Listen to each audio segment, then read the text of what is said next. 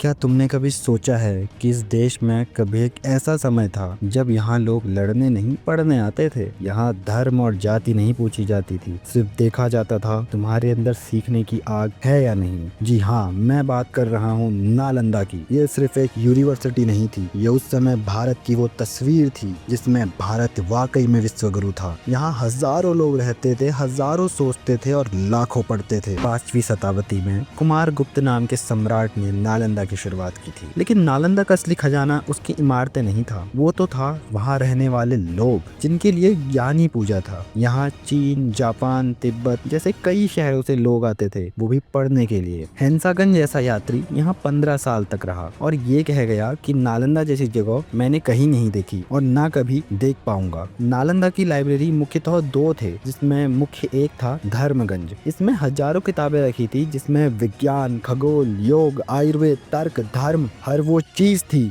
जो एक सोचने वाले इंसान को चाहिए। पर यहाँ एडमिशन आसान नहीं थे। तुम पढ़े लिखे हो या नहीं ये मायने नहीं रखता, मायने रखता था तुम जिज्ञासु हो, तुम खोज सकते हो, तुम आगे क्या कर सकते हो। नालंदा उस वक्त का वो आईना था जिसमें भारत अपनी रोशनी देखता था। लेकिन फिर एक दिन सब कुछ खत्म हो गया। 1193 बख्तियार खिलजी नाम का एक क्रूर हमलावर आया। उसे किताबों से डर लगता था, उसे ज्ञान से चिढ़ थी, उसे बर्बरता में सुकून मिलता था, दूसरों की हानि पहुंचाने में उसे खुशियां मिलती थी। और जब उसने नालंदा की इमारतें देखी तो उसने ये पूछा कि ये क्या है। उससे उत्तर मिला, ये शिक्षा का स्थान है जहाँ ज्ञान मिलता है। बस इतना सुनते ही उसने नालंदा का भविष्य तय कर दिया। नालंदा की लाइब्रेरी में आग लगा दी गई और वहाँ इतनी किताबें थी कि वो आग 3 महीने तक जलती रही। हमारी सोच जलती रही, हमारी संस्कृति राख बनती रही और हम चुपचाप बस उस राख को देखते रहे। ना कोई युद्ध हुआ, ना कोई प्रतिरोध। हमारे इतिहास की ये सबसे बड़ी हार हमारी चुप्पी थी। उस दिन नालंदा नहीं जला था, सच कहूँ तो उस दिन हम लोग जले थे। और अगर उस दिन हमने बस किताबों को अपना हथियार ना माना होता, अगर हमने सच में हथियार उठाए होते, अगर हम चुप ना बैठकर लड़ाई लड़ी होती, तो शायद नालंदा राख नहीं होता। शायद आज भारत सिर्फ एक देश नहीं होता, दुनिया का असली गुरु होता। हमारा इतिहास यूं मिटाया न जाता। लोग आज भी बोलते हैं ज्ञान को अपना शस्त्र बनाओ। हाँ बनाओ, लेकिन बस ज्ञान से क्या होगा जब तक तुम्हें उस ज्ञान को बचाने का हौसला ही नहीं आएगा। और हाँ, एक सवाल मैं आप सबसे पूछता हूँ,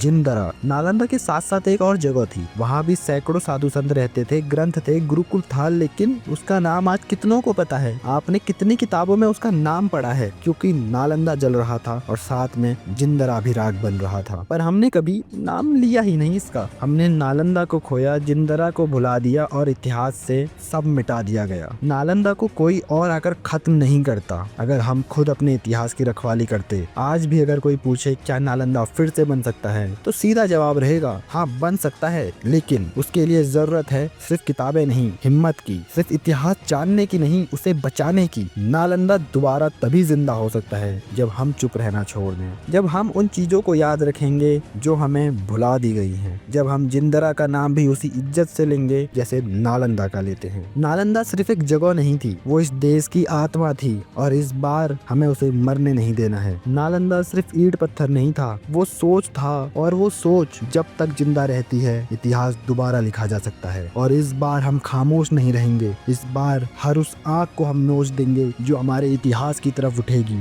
और इस बार फिर से नालंदा को हम जीवित करेंगे। तो नालंदा की इस जर्नी को मैं अभी के लिए यहीं पर समाप्त करता हूँ। जल्द ही मिलेंगे इसके पार्ट 2 में, तब तक के लिए जय हिंद, वंदे मातरम।